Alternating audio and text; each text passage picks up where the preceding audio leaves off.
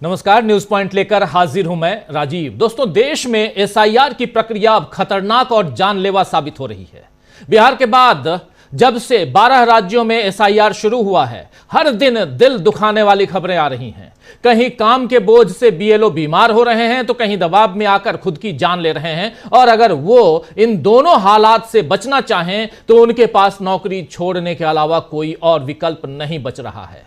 आज ही नोएडा की एक महिला बीएलओ के इस्तीफे की चर्चा है, जिसमें उसने साफ कहा है कि वो इस काम को नहीं कर पा रही है, इसलिए त्यागपत्र दे रही है। ये चिट्ठी देखिए, इसी चिट्ठी में इन्होंने अपनी बात रखी है। एक तो ले देकर अब लोगों के पास नौकरी बची है, सरकारी नौकरी कुछ एक लोग ही कर रहे हैं, उसमें भी जिस तरह एसआईआर का काम इन लोगों से लिया जा रहा है, वो बताता है कि बीजेपी अपने सत्ता के रसूख में कैसे लोगों के जीवन से चैन खत्म कर रही है। उसे केवल अपनी सत्ता बचाने से मतलब है, उसके बेतुके फरमानों में लोग किस तरह पिस रहे हैं इससे कोई मतलब नहीं है। नरेंद्र मोदी और ज्ञानेश कुमार की जुगलबंदी किस तरह बीएलओज के लिए जानलेवा साबित हो रही है, इसका एक वीडियो आज कांग्रेस ने पोस्ट करते हुए गंभीर आरोप लगाए हैं। कांग्रेस ने कहा है कि जनता इन्हें माफ नहीं करेगी। आइए सबसे पहले उस वीडियो को दिखाना चाहता हूं और उसके बाद चर्चा आगे बढ़ाएंगे। देखिए जरा इस वीडियो को, कांग्रेस ने इसे अपने ट्विटर हैंडल पर साझा किया है। देखिए। नरेंद्र मोदी और चुनाव आयोग की जुगलबंदी देश के लिए बहुत घातक साबित हो रही है। इन्होंने मिलकर गरीबों के वोट काटे, पूरा चुनावी सिस्टम हाईजैक कर कई राज्यों के चुनाव चोरी किए, और अब इनका वोट चोरी टूल एसआईआर देश भर में बीएलओज की जान ले रहा है। बीएलओ पर एसआईआर जल्दी निपटाने का तुगलकी फरमान थोपा जा रहा है, उन पर दबाव बनाया जा रहा है, उन्हें मानसिक रूप से प्रताड़ित किया जा रहा है। नतीजा ये, अलग अलग राज्यों से लगातार बीएलओज की आत्महत्या की खबरें आ रही हैं। सत्ता की भूख में इंसानियत खो चुकी बीजेपी और इस पाप में उसका साथ दे रहा चुनाव आयोग याद रखे, जनता सब देख रही है, माफ नहीं करेगी। तो जनता सब देख रही है, माफ नहीं करेगी। इस वीडियो के साथ कांग्रेस ने लिखा है कि बीएलओज की जान ले रहा एसआईआर, जिम्मेदार मोदी सरकार।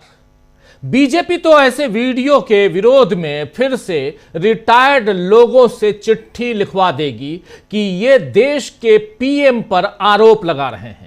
लेकिन क्या इससे हकीकत बदल जाएगी? सच तो यह है कि एसआईआर यानी स्पेशल इंटेंसिव रिवीजन के दबाव में बीएलओ यानी बूथ लेवल ऑफिसर सहन नहीं कर पा रहे हैं। इस दबाव को सहन नहीं, इस प्रेशर को वो सहन नहीं कर पा रहे हैं, तो अब सड़कों पे भी उतर रहे हैं। आज ही कोलकाता में बीएलओ संगठन ने मार्च निकाला और कथित रूप से काम के अत्यधिक प्रेशर यानी दबाव और एसआईआर के बढ़ते दबाव से तनाव में आए बीएलओ की हो रही मौत पर प्रदर्शन किया। यह तस्वीर देखिए, ये कोलकाता की तस्वीर है। बीएलओ अधिकार रक्षा समिति के सदस्यों ने और ये वहीं पे चुनाव आयोग के बाहर ये धरना प्रदर्शन, बीएलओ कर रहे हैं धरना प्रदर्शन। बीएलओ दबाव में, तनाव में आए बीएलओ की रोजाना मौत की खबरें आ रही हैं और इस पर प्रदर्शन किया जा रहा है। बीएलओ अधिकार रक्षा समिति के सदस्यों ने बताया है कि वो निर्वाचन आयोग को अपनी शिकायत सौंपेंगे। यहां शिकायत सौंपने गए, लेकिन क्या हो रहा है आप देख रहे हैं। समिति ने आरोप लगाया कि एसआईआर की शुरुआत के बाद से पूरे राज्य में बूथ स्तरीय अधिकारी अभूतपूर्व और अमानवीय दबाव में काम कर रहे हैं। इस समिति के एक सदस्य ने बताया है कि हमें कम समय में कार्य पूरा करने के लिए कहा गया है, जबकि ऐसे कार्य आमतौर पर 2 साल से अधिक समय लेते हैं। समिति के एक अन्य सदस्य ने चेतावनी दी है कि अगर निर्वाचन आयोग समय सीमा नहीं बढ़ाता है या बीएलओ द्वारा उठाई गई चिंताओं का समाधान नहीं करता है तो विरोध प्रदर्शन जारी रहेगा। इधर ममता बनर्जी तो चुनाव आयोग को चिट्ठी लिख ही चुकी हैं। वहीं टीएमसी सांसद कल्याण बनर्जी ने सोशल मीडिया प्लेटफॉर्म एक्स पर एसआईआर को लेकर बड़ा दावा किया है। कल्याण बनर्जी ने एक्स पर क्या लिखा है? उन्होंने लिखा है कि चीफ इलेक्शन कमीशन द्वारा एसआईआर प्रक्रिया के संचालन ने बंगाल में आम नागरिकों और बीएलओ पर भारी दबाव डाल दिया है। अब तक 43 लोग सीधे प्रभावित हुए हैं। इनमें 20 लोगों ने खुद की जान ले ली, 3 ने खुदकुशी की कोशिश की, जबकि 6 गंभीर रूप से बीमार हो गए। कई अन्य डर और तनाव में अपनी जान गंवा बैठे। एयर कंडीशनर वाले दफ्तर में बैठकर इस पीड़ा की वास्तविक गंभीरता को समझ पाना मुश्किल है। बीएलओ पर डाले जा रहे काम के अत्यधिक बोझ को तभी समझा जा सकता है जब उन दूर दराज गांवों में जाया जाए। यानी आप जाइए, वहां देखिए, समझिए कि बीएलओ की कितनी मुसीबत है। वहीं नोएडा में जो इस्तीफे की बात अभी दिखा रहा था, मैं वो चिट्ठी दिखा रहा था, उस चिट्ठी को भी स्क्रीन पर ले आइए। बीएलओ जो इस्तीफा देने वाली बीएलओ ये जो चिट्ठी है, इस चिट्ठी की खबर शेयर करते हुए अखिलेश यादव, समाजवादी पार्टी के मुखिया और सांसद अखिलेश यादव ने क्या कुछ लिखा है सोशल मीडिया पे, वो भी आपके सामने रखना चाहता हूं। अखिलेश यादव कह रहे हैं कि प्रिय बीएलओ भाई और बहन, एसआईआर का जो इम्प्रैक्टिकल टारगेट देकर आज आपके साथ जो अमानवीय व्यवहार किया जा रहा है और आपके ऊपर मानसिक दबाव बनाया जा रहा है, वो बेहद निंदनीय और घोर आपत्तिजनक है। भाजपा राज ने तरह तरह की प्रताड़ना और अशांति के सिवा किसी को कुछ नहीं दिया है। भाजपा ने नई नौकरियां तो दी नहीं, जो चली आ रही हैं उन्हें भी इतना कठिन बना दिया है कि लोग हताश होकर नौकरी छोड़ दें।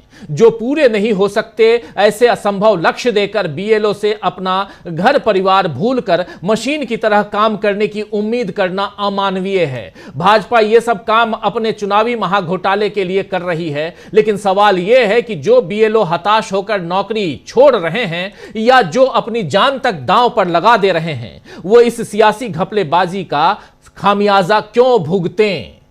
बीएलओ को किसी भी गलती के लिए जिम्मेदार ठहराना किसी भी परिस्थिति में न्याय संगत नहीं है। देश भर के कर्मचारियों को एकजुट होकर अपनी आवाज उठानी चाहिए।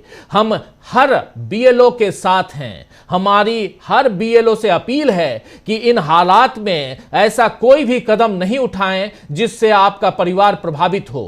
माना भाजपा राज का यह बेहद दुखदाई काम चल रहा है, परंतु धैर्य रखें और यह विश्वास भी कि हर क्रूर शासन के जुल्म का एक ना एक दिन अंत होता ही है। इसीलिए दुनिया में सच्चाई और अच्छाई आज तक बची है। लोगों को डराते डराते भाजपा खुद डर गई है। भाजपाई राज की ज्यादतियों से जनाक्रोश अपने पूरे उबाल पर है। भाजपा अपने अंतकाल की ओर है। इन हालात में अगर ईमानदारी से चुनाव हो जाएं तो भाजपाइयों के घर वाले तक भाजपा को वोट न दें। भाजपा जाए तो शांति आए। भाजपाई चुनावी भ्रष्टाचार ने बीएलओ को शारीरिक और मानसिक रूप से तोड़ दिया है। हर बीएलओ के दुख दर्द का साथी आपका अखिलेश। ये चिट्ठी इन्होंने बीएलओ के लिए, बीएलओ भाई बहनों के लिए अखिलेश यादव ने चिट्ठी लिखी है। इस चिट्ठी से साफ आप समझ सकते हैं कि अखिलेश यादव कहना क्या चाह रहे हैं। इसका मतलब क्या है ये आप साफ समझ सकते हैं। लेकिन अखिलेश यादव की इस चिट्ठी के बाद सबसे महत्वपूर्ण बात दोस्तों ये है कि इस चिट्ठी में अखिलेश यादव ने बीजेपी पर बड़ा हमला बोल दिया है कि खुद भाजपाइयों के घर वाले भी बीजेपी को वोट नहीं देंगे। साथ ही उन्होंने उम्मीद जताई है कि बीजेपी के क्रूर शासन का अंत एक न एक दिन जरूर होगा। खैर, आने वाले कल में क्या होगा इसका केवल अनुमान लगाया जा सकता है, लेकिन आज जो हो रहा है क्या उससे आंख मूंद कर दूर हुआ जा सकता है या उसे आंख मूंद कर स्वीकार किया जा सकता है? यह सवाल अब मोदी सरकार से भी करना चाहिए, क्योंकि आंख मूंद कर सरकार चलाने में महारत तो मोदी सरकार को ही हासिल है। एसआईआर के खिलाफ या एसआईआर के विरोध को बीजेपी अब भी विपक्ष की राजनीति करार दे रही है। आज ही सुधांशु त्रिवेदी ने इसे लोकतंत्र के हित में बताया और विपक्ष पर निशाना साधा है। लेकिन बीजेपी को सोचना होगा कि जब लोग ही नहीं बचेंगे तो लोकतंत्र कैसे बचेगा? एसआईआर को कम समय में करवाने की कौन सी जिद है? क्यों उसके लिए समय नहीं बढ़ाया जा रहा है? और अतिरिक्त लोग यानी एक्स्ट्रा यहां पर लोग बीएलओज क्यों नियुक्त नहीं किए जा रहे हैं ताकि काम अच्छे से हो सके? लेकिन जैसा कि कांग्रेस ने बताया है कि यह तुगलकी आदेश है, तो इसमें संवेदना और समझ की उम्मीद करना ही बेकार है। शायद मोदी तभी समझें जब किसान आंदोलन की तरह उन्हें यू टर्न लेने पर मजबूर होना पड़े।